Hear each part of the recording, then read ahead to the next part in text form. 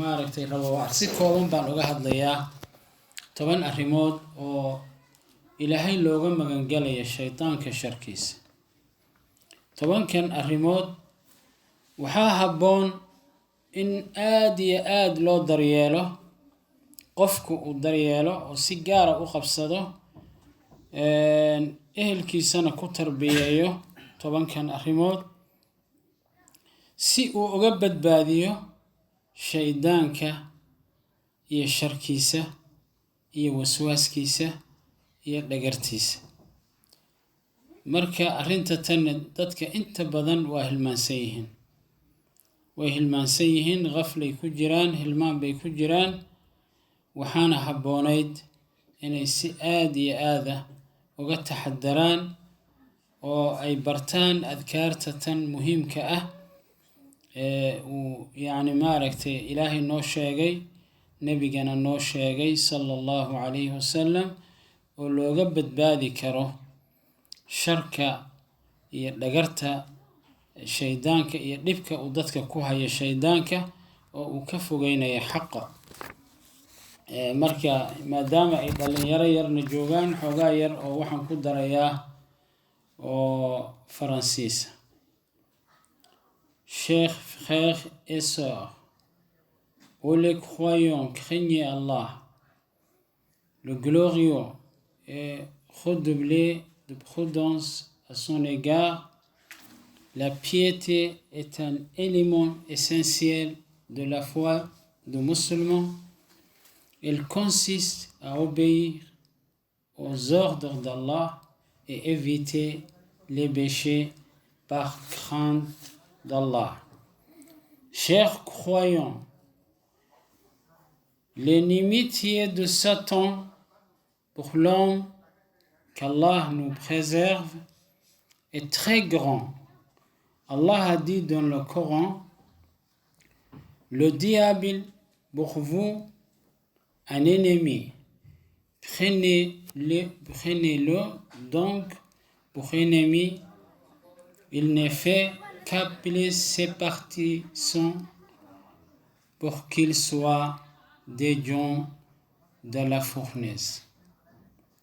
shaydaanka ilaahay subxaanahu wa tacaala aayadan wuxuu noogu caddeeyey inuu yidhi: ina ashaytaana lakum caduwun faattakhiduuhu caduwa inamaa yadcuu xisbahu liyakunuu min asxaabi asaciir. shaydaanku waa cadow ee ka yeesha cadow, wax kale uguma yeero dadka xisbigiisa ah ee jidkiisa raaco, ilaa wax kale uguma yeero inay ka mid noqdaan asxaabta naarta ayuu dadka ugu yeeraa. haddaba waxaa muhiim ah in si aad iyo aad looga digtoonaado qofka asaga iyo ehelkiisa iyo caruurtiisa uu si uga badbaado waswaaska iyo dhagarta shaydaanka. Alors,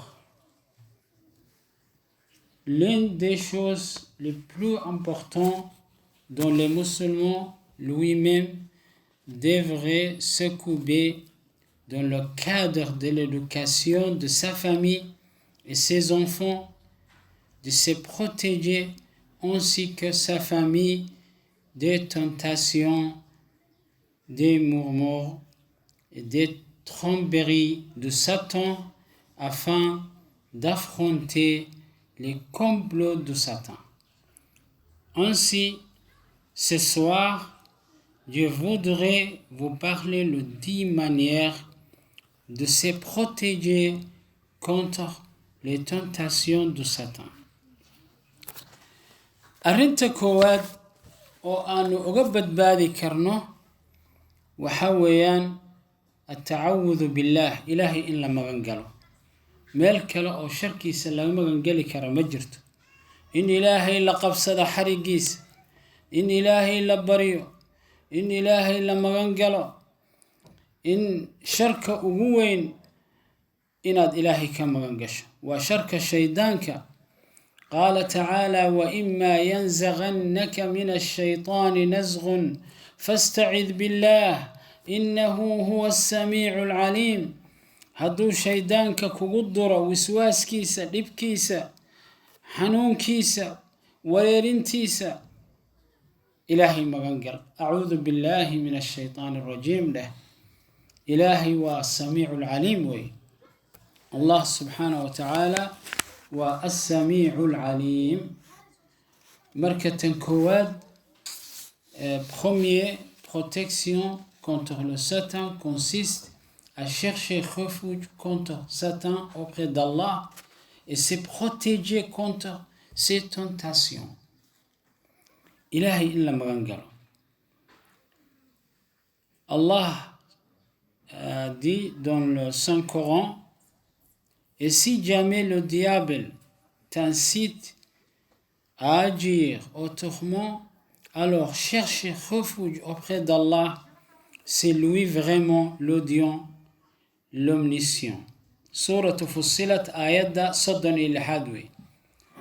Asseyez les enfants, écoutez bien. Venez, asseyez, écoutez parce que ça c'est important. S'il vous plaît, parce que ça c'est protège contre le Satan, alors c'est important. Il faut apprendre.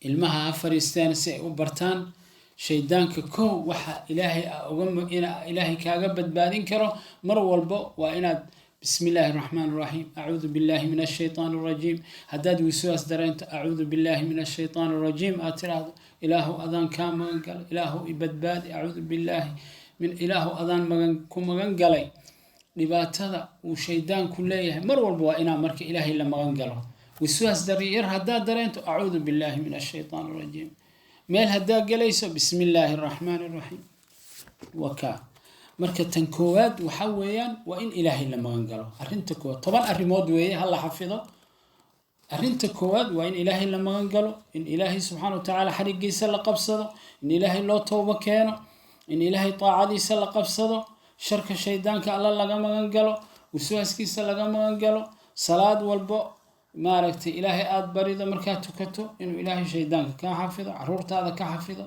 ilaahay caruurta ku hagaajiyo adiga aad maaragtay ilaahay ku hagaajiyo azwaajta ilaahay ku hagaajiyo marka kow ilaahay in la magan galo way الأمر الثاني قراءة المعوذتين قل أعوذ برب الفلق وقل أعوذ برب الناس وقد صح في الحديث عن نبينا صلى الله عليه وسلم أنه قال ما تعوذ متعوذ بمثلهما وكان عليه الصلاة والسلام يتعوذ بهما كل ليلة إذا آوى إلى فراشه صلى الله عليه وسلم وصح عنه أن من قرأها مع سورة الإخلاص 3 مرات في الصباح و3 مرات في المساء كفي. Alors, la deuxième protection contre le Satan consiste à réciter surat Al-Falaq et la surat An-Nas. Allah subhanahu wa ta'ala dit dans le Coran, dit, je cherche protection auprès du Seigneur de l'aube naissante. Qul a'udhu bi rabbi al-falaq. Et dit, je cherche protection auprès du Seigneur des hommes. Surat An-Nas, là-bas la surah, muhim. C'est important de lire Surat Al-Falaq et Surat An-Nas. Et aussi, le prophète sallallahu alayhi wa sallam a dit dans un hadith que ces deux sourates, Surat Al-Falaq et la Surat An-Nas, sont les meilleures protections contre Satan. Il a dit aussi, le prophète sallallahu alayhi wa sallam, paix et salut sur lui, quiconque récite ces deux sourates avec la sourate Ikhlas 3 fois le matin et 3 fois le soir sera protégé de tout mal. قفكي نبي عليه الصلاة والسلام أخريو يرس سورة قل أعوذ برب الفلق هي سورة قل أعوذ برب الناس صبحي هي قلبتي مركو صلاة صبحتو كذا هي مركو عصر كتو كذا قفكي سدح جار أخري سدح جار سورة الفلق قل هو الله أحد saddex jeer qul acuudu birabbi nnaas, saddex jeer qul acuudu birabbi alfalaq, qul acuudu birabbi nnaas iyo suurat alikhlaas saddex qofkii akhriyo ilaahay waa xafidayaa. waxa weye waana lagaa kaafinayaa shar oo dhan, ilaahay waa kaa xafida. ha iloobin inaad akhriso saddex jeer salaada subax kadib. waxay ka mid yihiin adkaarta subaxi iyo galabtii. Alors pas oublier Inch'Allah comment le prophète a dit dans un hadith que ces deux sourates, Al-Falaq et Surat An-Nas, sont les meilleures protections contre Satan. Alors il faut toujours réciter les deux sourates Inch'Allah. mar walba hal la akhriyo waa ilaahay baa ku xafidayo, shayaadiinta ilaahay kaa xafidaya, sharka jinka ilaahay kaa xafidaya, sharka balaayadoo dhan buu ilaahay kaa xafiday. insha allah sidaa weeye. habeenkii marka la seexanayane oo sariirtaada aad tagto waad fariisanaysaa. sariirta ha la jafo, ha la hurgufo si fiican. markaad u fariisato oo muxuu ahaa labadaada gacmood fur calood, waxaad ku akhrinaysaa qul huwa allahu axad saddex jeer, qul acuudu birabbi alfalaq saddex jeer, qul acuudu birabbi nnaas.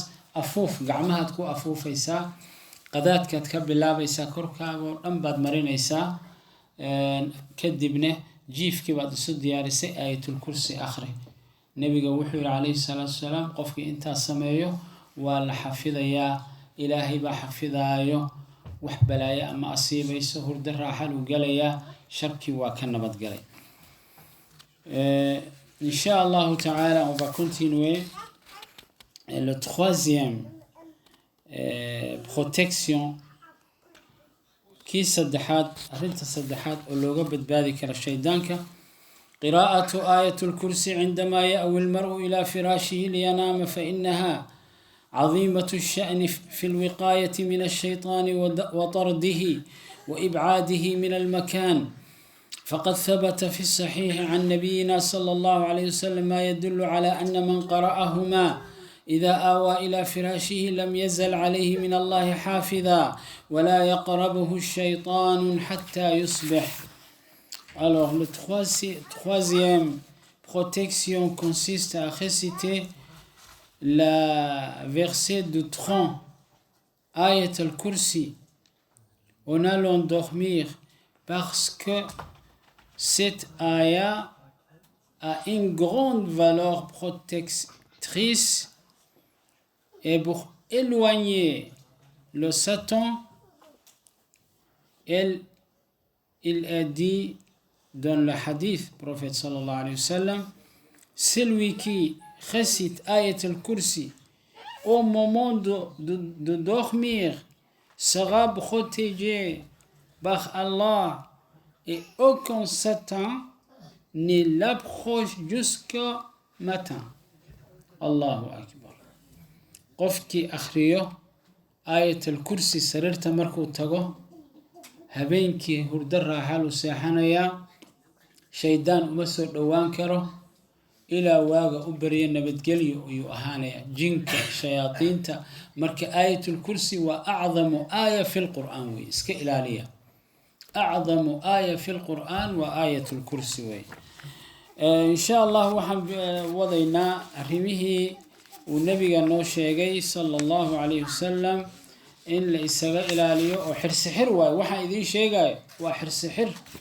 xirsixirkan muhiim weeye, ha la qabsado. waa waxa la isku xirsixiro. marka waxaan hadda maraynay kii saddexaad oo ah in la akhriyo mucawadateynka iyo suuratu likhlaas iyo aayatul kursi. allahu akbar. lan yazaala allahu calayka xaafida walan yaqrabaka shaytaan. ilaahay baa ku xafidaayo, xifdigaada allah ka faalo qaaday. sariirtaada raaxa ku seexo, hurdo raaxa lahoon argagax iyo muxuu ahaa lahayn, raaxaad ku seexan. waa ilaah baaba ku ilaalinayo, shaydaan kuma soo dhowaan karo. weliba gaar ahaan dadka oo meelaha cabsida la degan ama duurka seexanayo keligii, waa khalaas wuxuu haystaa yani ilaaliso. ilaahay baa xafidaya. آية الكرسي أخرس. Avant de dormir, récitez آية الكرسي. الله vous protège إن شاء الله. الحرز الرابع قراءة سورة البقرة بتمامها، فإن لها شأنا عجيبا عظيما للغاية في طرد الشيطان من البيوت. ففي صحيح مسلم عن نبينا محمد صلى الله عليه وسلم أنه قال: لا تجعلوا بيوتكم مقابر، إن الشيطان ينفر من البيت الذي تقرأ فيه سورة البقرة. Alors, la quatrième protection consiste à réciter la sourate de la vache, Al-Baqarah. Réciter sourate Al-Baqarah entière et totale, parce qu'elle a un grand mérite et une grande valeur protectrice en faisant éloigner les démons et les djinns dans la maison. Il est dit, prophète sallallahu alayhi wa sallam, dans le hadith Sahih Muslim, que le prophète, que la paix et le salut soient sur lui, a dit: ne rendez pas vos maisons comme des cimetières. Ne rendez pas vos maisons comme des cimetières. Satan se détourne et s'éloigne de la maison où est récitée la sourate Al-Baqarah. Allahu Akbar. Arrinta afraad waxaa weeyaan oo shaydaanka sharkiisa looga badbaadi karo, oo qofka ilaahay ku xafidaya balaayada iyo sharka ilaahay uga xafidaya, waa in la akhriyo suuratu lbaqara dhammaanteed. maalin walba akhri suurat albaqara, haddii kale saddexdii beriba mar akhri. waxay leedahay suuraddatan arrin cajiiba lagu arkay oo barako ah oo khayr fara badan baa laga helaa, oo aad iyo aad u fara badan oo la koobi karin. caruurta in lagu xafido, naftaada la xafido, xoolahaada la xafido, balaayada lagaa xafido, isha lagaa xafido, shayaadiinta iyo jinka lagaa xafido, guriga laga cayriyo. shaydaanka waa ka cararayaa guriga suuratulbaqara lagu akhriyo. nabigeena wuxuu yidhi calayhi salaatu wasalaam: laa tajcaluu buyuutakum maqaabira, guryihiina qabuur ha ka yeelina. guriga qur-aanka lagu akhriyo waa guri nuuraha, iyo guriga qur-aanka aan lagu akhrina waa qabri oo kale. ina ashayطaana yanfiru min albeyti aladii tuqra'u fiihi suuratu lbaqara. shaydaanku wuxuu ka cararaa guriga suuratu lbaqara lagu akhriyo. suuratu lbaqara nabigeenna wuxuu yidhi calayhi salaatu wasalaam: iqra'uu suurata albaqara faina akhdaha baraka wa tarkuha xasra walaa yastatiicuha albatala. nabiga wuxuu yidhi calayhi salaatu wasalaam: akhriya suuratu lbaqara, akhrinteeda waa barako, waa lagu barakooba. wallaahi dad badan oo dhibaato ku jiray, oo murugo ku jiray, reero badan oo dumay, oo khatar ku jiray, awlaad badan oo dhibaatootay, waxaa ilaahay uga saaray suuratulbaqara. labadii waalid baa bilaabay inay akhriyaan suuratulbaqara, reerkii baa barakoobay, awlaaddii baa barakowday, khayraad badan baa lagu helay. khayraad aan la koobi karin baa lagu helaa, cajiib ah. weliba shaydaadiinta cararayo, guryahay ka cararayaan, gurigii malaa'ig baa imanayso, waa lagu xasilayaa. lidaalika arrinta afraad waa muhiim, qabsada suuratulbaqara. fa ina akhduhaa baraka, qabsashadeedu waa barako. tarkuhaa xasra, ka tegiddeedu waa shallayti. qofkii suuratulbaqara yaqaanoon akhrin waa hoogay, waa shallaayay. dhibaato markay ku dhacday, markaasuu leeyahay yaa maxaa xaggeen aada, dhakhtar walba tag. tarkuhaa xasra, wala waad shallayn haddaad ka tagto adoo ilaahay baqara ku baray. walaa yastatiicuha albatala. saaxir ma awoodo. saaxiriinta sixirka samee buu dhihi. saaxir, il n'est pas possible faire le sihr si vous récitez toujours la sourate albaqara. saaxirku ma awoodo. laa yastatiicu albatala. nabigaa yidhi, waa sidqi weeye, run weeye qowlka nebi maxamed: wamaa yantiqu cani ilhawa in huwa illa waxyu yuuxa. alors le cinquième protection, arrinta shanaad, قراءة الآيتين العظيمتين من خاتمة سورة البقرة. ففي الصحيح أن النبي صلى الله عليه وسلم قال: من قرأ بالآيتين من آخر سورة البقرة في ليلة كفتاه، أي من كل شر وسوء ومن شر الشيطان وشركه. Alors le cinquième protection consiste à réciter. On va Inch'Allah continuer.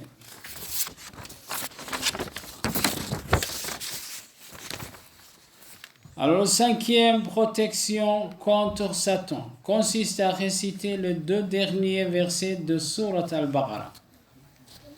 Le prophète a dit, sallallahu alayhi wa sallam, dans le hadith, de celui qui récite les 2 derniers versets de Surat Al-Baqarah sera protégé de tout mal, des tentations de Satan.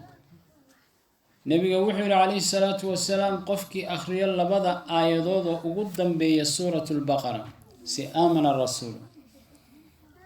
ar-rasuulu bimaa unzila ilayhi min rabbihi wal-mu'minuun kullun aamana billahi wa malaa'ikatihi wa kutubihi wa rusulihi laa nufarriqu bayna ahadin min rusulihi وقالوا سمعنا وأطعنا غفرانك ربنا وإليك المصير لا يكلف الله نفسا إلا وسعها لها ما كسبت وعليها ما اكتسبت ربنا لا تؤاخذنا إن نسينا أو أخطأنا ربنا ولا تحمل علينا إسرا كما حملته على الذين من قبلنا ربنا ولا تحملنا ما لا طاقة لنا به واعف عنا واغفر لنا وارحمنا أنت مولانا فانصرنا على القوم الكافرين.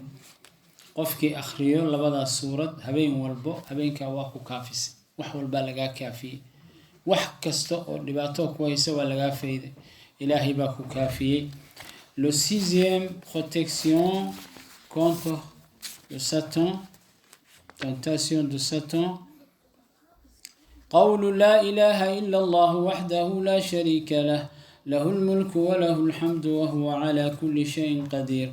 فإن هذه الكلمة العظيمة كلمة التوحيد من أعظم ما يتحرز به من الشيطان ويتقى به شره. ففي الصحيحين عن نبينا صلى الله عليه وسلم أنه قال: من قال لا إله إلا الله وحده لا شريك له له الملك وله الحمد وهو على كل شيء قدير في يوم 100 مرة كانت له عدل 10 رقاب وكتب له 100 حسنة ومحيت عنه 100 سيئة وكانت له حرزا من الشيطان يومه ذلك حتى يمسي.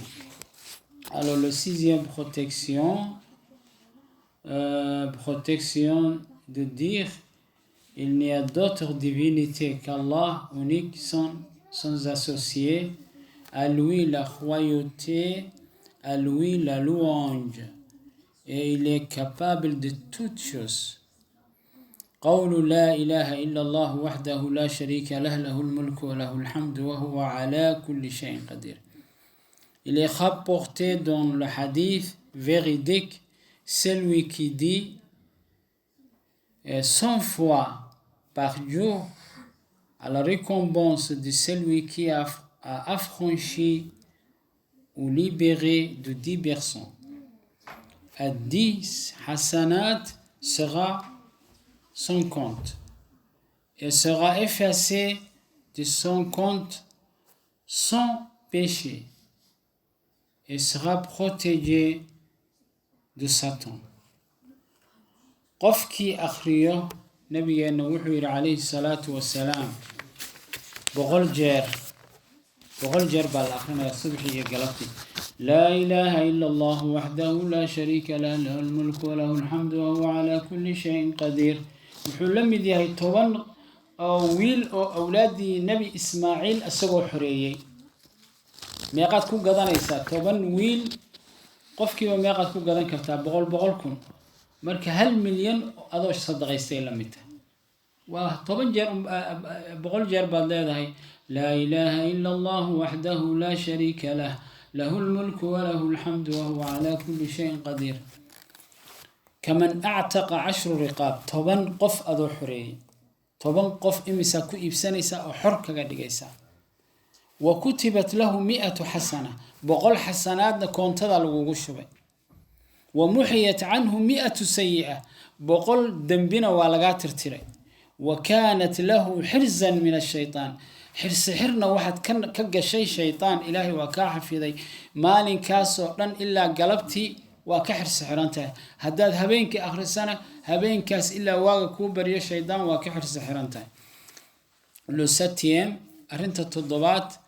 معاشر العباد، أن يقول المرء حين تسلط الشيطان عليه في منامه فيحصل له بذلك الفزع من تسلطهم، أن يقول أعوذ بكلمات الله التامات من غضبه وعقابه وشر عباده ومن همزات الشياطين وأن يحضرون.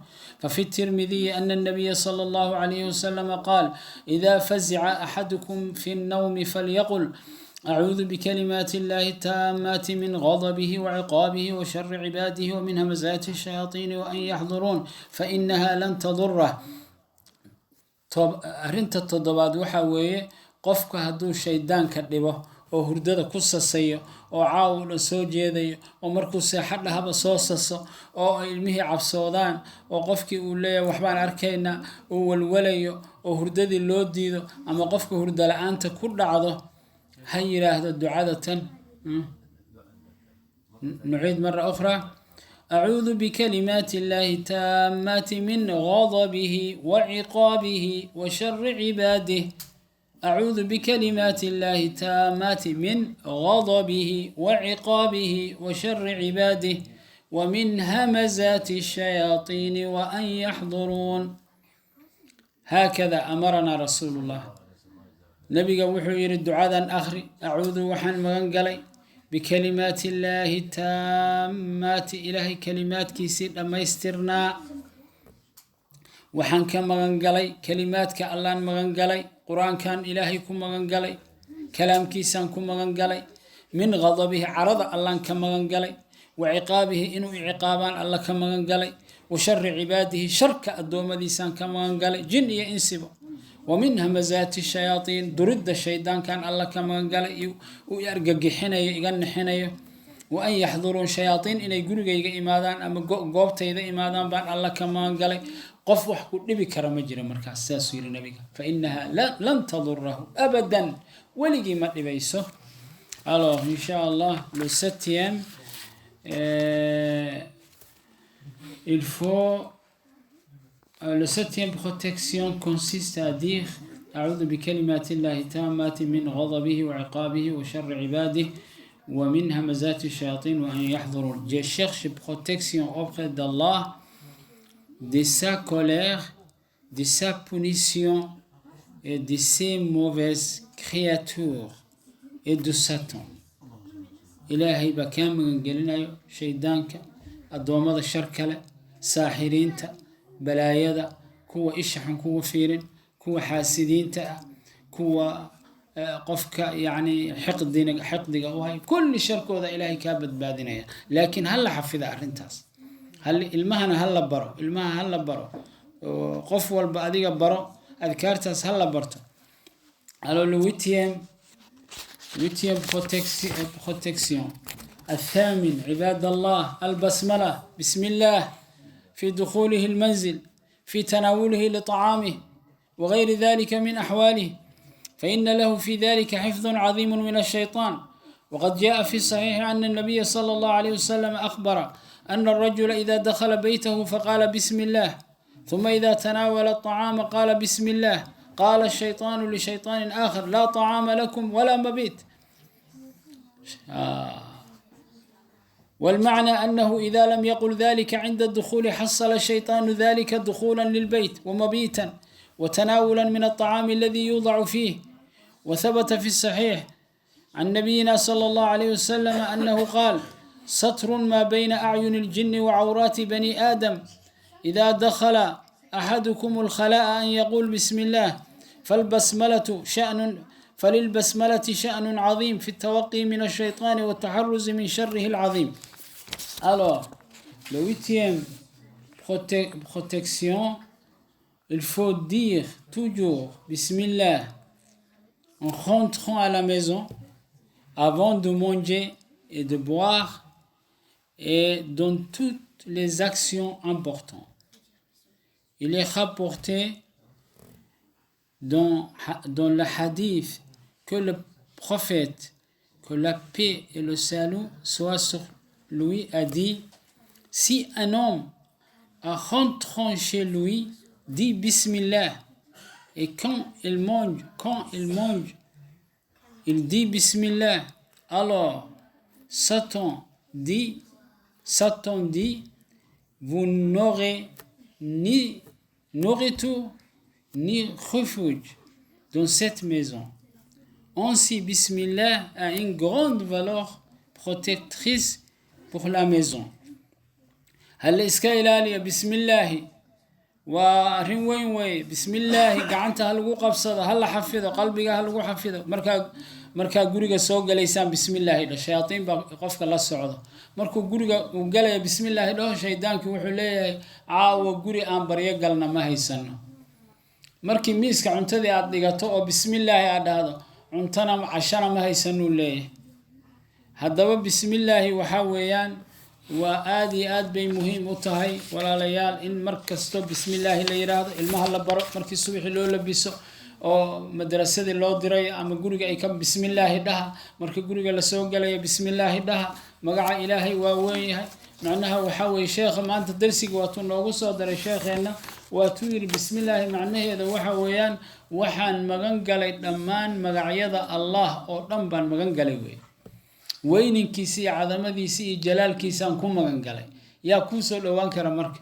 markaad wax cunaysa bismillaah shaydaanka cunto ma helin cuntadaadi nadiif way kaliya baa cunay marka aad guriga galaysa bismillaah markaad wax qabanaysa bismillaah ilaahay baa ku barakeynay shaqadaada markaad bilaab bismillaah markaad labisanaysa bismillaah marka aad subkanaysa bismillaah markaad feeranaysa bismillaah marka aad wax rabto inaad qabato had iyo jeer ku dadaala bismillaah waxa weeyaan aad iyo aad bay waxay u leedahay qiimo weyn bay bismillaahi ilaahay uu siiyay haddaba ha la qabsado oo ha lagu dadaalo marka musqusha la galayo nabiga wuxuu yiri adiga iyo cawradaada waxa idin astur ah oo shaydaanku musqushu degan yahay ku arki maayo markaad galaysa bismillaahi hadda dhahdo a'uudu billahi min al-khubuthi wal khaba'ith shaydaanku arki maayo hadii kale hadaadan bismillaahi dhihin cawradii buu daawanaya qofku ku cayaaraya dadka musqulaha ku daaho maanta isaga jira bismillaahi haday dhihin shaydaanku baa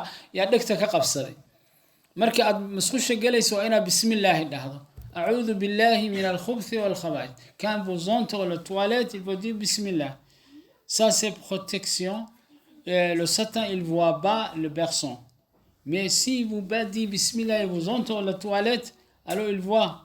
Alors c'est ça le prophète il a dit sallallahu alayhi wa sallam vous avez protection et dites toujours bismillah quand vous entrez aux toilettes et demandez à Allah protection. C'est ça. Le huitième on a dit inchallah neuvième on va terminer inchallah ta'ala.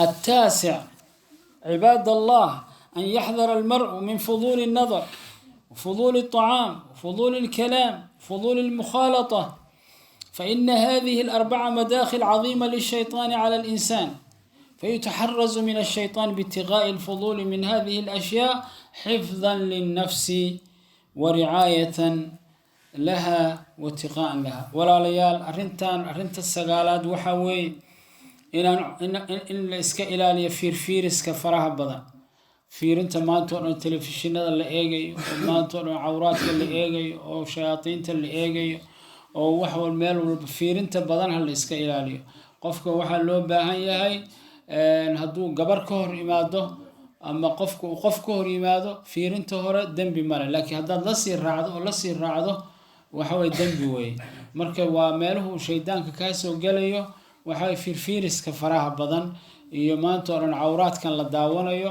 qofku waa daciifaya shayaatiin ba markaa yaa qabsanaysa madaxa ka qabsanayso in la iska ilaaliyo aflaamta xunxun waxyaalaha la daawanayo marka magaalada marayso dadka aadan aad u eegin qofka haddaad wejigiisa hal mar aad fiiriso inaad ka leexiso hadday gabar tahay saasaa loo baahan yahay ama hadday gabadhu wiil tahay sidoo kale cuntada faraha badan oo xad dhaafka mar maanta dhan la iska cunaayo shaqo shaydaan wey maxaa yeelay qofka hadduu cuntada cuno cajzi buu galayaa cibaadadii buu ka seexanayaa taacaadkii buu ka seexanayaa cilmigii buu ka seexanayaa marka waxaa loo baahan yahay in la iska ilaaliyo waxyaalahaas in la iska ilaaliyo Inch'Allah, on va continuer. Alors, le 9e, il faut que chacun de nous essaye d'éviter de trop manger, de trop regarder et qui est illicite, de trop parler, de trop fréquentes parce que ces choses-là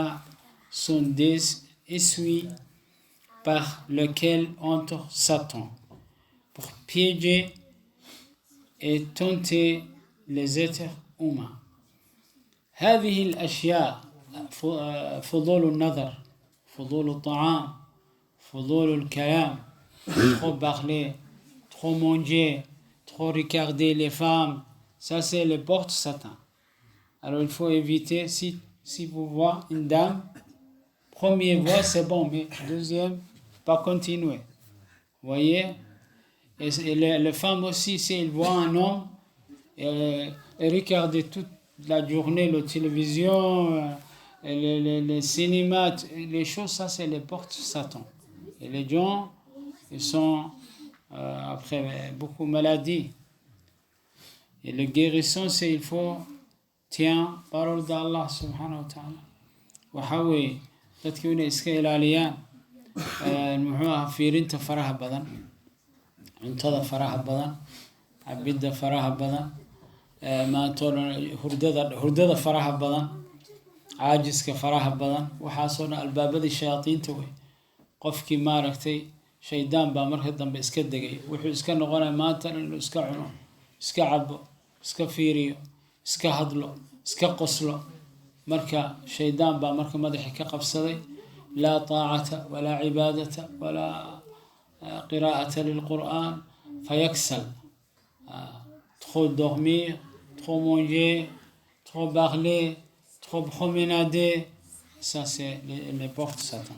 Alors le 10e on va Inch'Allah terminer 10e protection contre le Satan أرنت الطبناد وحاويان من الحروز التي يتقى بها من الشيطان كثرة ذكر الله سبحانه كثرة ذكر الله سبحانه في مختلف الأوقات ويعتنى بذكره بالكثرة فإن الذاكرين لله المكثرين من ذكره جل في علاه ليس للشيطان عليهم طريق قال سبحانه إن عبادي ليس لك عليهم سلطان إن عبادي ليس لك عليهم سلطان وقال تعالى ومن يعش عن ذكر الرحمن نقيض له شيطانا فهو له قرين وقد جاء في الحديث أن النبي صلى الله عليه وسلم أخبر أن يحيى بن زكريا عليه السلام أوصى قومه بذكر الله قال وآمركم أن تذكروا الله فإن مثل ذلك كمثل رجل خرج العدو في أثره سراعا حتى إذا أتى على حصن حصين فأحرز نفسه منهم كذلك العبد لا يحرز نفسه من الشيطان إلا بذكر الله مركب وحويان ما ركتل اللازمة أرنت الطبنات وإلا اللازمة إلهي ذكر جيس عرب كاغي حقوق ينادى ما تون الذكر إلهي سبحان الله الحمد لله ولا إله إلا الله الله أكبر لا إله إلا الله وحده لا شريك له له الملك وله الحمد وعلى كل شيء قدير قراءة القرآن قراءة المعوذتين قراءة الإخلاص قراءة خواتيم سورة البقرة قراءة سورة البقرة نفسها ما أنت أن إلهي ذكري ساي سبحان الله قل 30,000 مرة ساعدي واحد آخرين كرتا صدا كن سبحان الله سبحان الله سبحان الله العظيم وبحمده قفك أقفي عن يوم القيامة. Alors, Inch'Allah, le 10e protection contre le Satan, le meilleure protection contre Satan consiste à invoquer Allah, dhikrullah. La plupart du temps, Allah a dit dans le Coran, إن عبادي ليس لك عليهم سلطان. Quant à mes serviteurs, tu n'as aucun pouvoir sur eux. Quant à mes serviteurs, tu n'as aucun pouvoir sur eux. Allah précise aussi que celui qui oublie le rappel et l'invocation d'Allah, Satan va accompagner et le tromper. Et quiconque s'aveugle et s'écarte du rappel de tout miséricordieux, nous lui désignons un diable qui devient son compagnon inséparable. Chers croyants, je vous recommande à réciter le Coran et ses versets pour vous protéger et votre famille de Satan. Je prie Allah, le miséricordieux, par ses attributs et ses noms divins, de nous protéger ainsi que nos enfants, nos familles de Satan. De ces tentations et ces murmures, Allah nous suffit et c'est en lui que nous plaçons notre confiance, qu'Allah nous accorde la piété, nous protège de Satan, qu'il nous aide à représenter au mieux notre religion islam. نسأل الله أن يحفظنا ويحفظ أهلنا ويحفظ أولادنا من الشيطان الرجيم ومن شياطين الإنس والجن. اللهم احفظنا اللهم احفظنا اللهم أصلح ذرياتنا اللهم أصلح لنا في ذرياتنا اللهم أصلح لنا في أهالينا اللهم يا حي يا قيوم برحمتك نستغيث أصلح لنا شؤوننا كلها.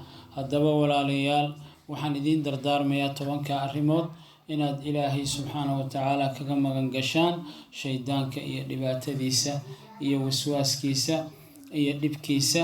waxa weeyaan qofku ma badbaadayo ilaa dikriga ilaahay buu ku badbaadayaa. ilaahay dikrigiisa badiya, quraanka akhrintiisa badiya, ilaahay xusa, ilaahay baa idin badbaadinayo. ilaahay wuxuu yiri subxaana qofkii iska indha tiro dikrigayga waxaan la xiriirinayaa shaydaan aanan ka haraynin. marka shaydaan wuxuu kaaga harayaa ilaahay subxaana wa tacaala dikrigiisa inaad qabsato. wasala allahu calaa muxamed wa sallam. sheekh adin aniga whatsappkaygan waa haysta